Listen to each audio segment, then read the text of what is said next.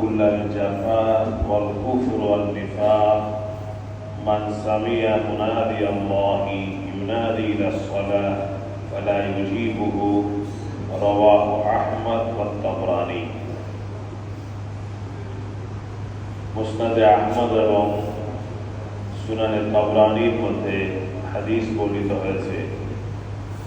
হযরত মুআজ ইবনে আনাস রাদিয়াল্লাহু তাআলা আনহু থেকে তিনি বলেন যে হযরত রাসূল কারীম সাল্লাল্লাহু আলাইহি ওয়াসাল্লাম ইরশাদ করেছেন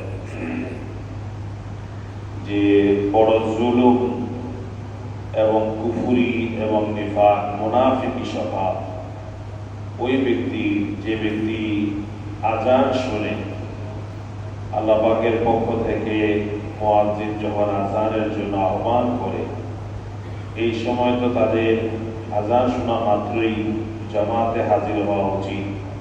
মসজিদে এবং যেখানে নামাজের জামাত হয় সেখানে যে জামাতের সাথে নামাজ আদায় করবে, কিন্তু আযান শোনার পরেও যে মসজিদের জন্য জামাতে উপস্থিত হয় না, এগুলিকে নিজের উপরে নিজের জুলুম করল সে, এবং তার মধ্যে কুফরি এবং মুনাফিকি স্বভাব, এই স্বভাবের কারণেই সে মূলত নামাজে আসতে পারে না।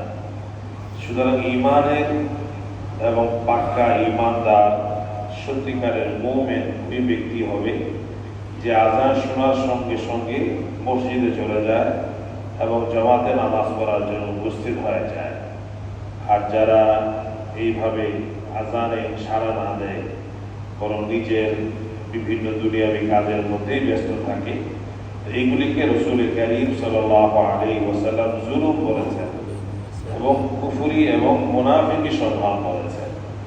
এইসব থেকে যেন আমরা মুক্ত থাকতে পারি এবং পবিত্র মাহে রমজানে যেভাবে আমাদের মধ্যে জামাতের সাথে নামাজ পড়ার একটা আগ্রহ এবং সবার যেই একটা আকর্ষণ নামাজের প্রতি, এটি যেন আমরা সারা বছর ধরে রাখতে পারি।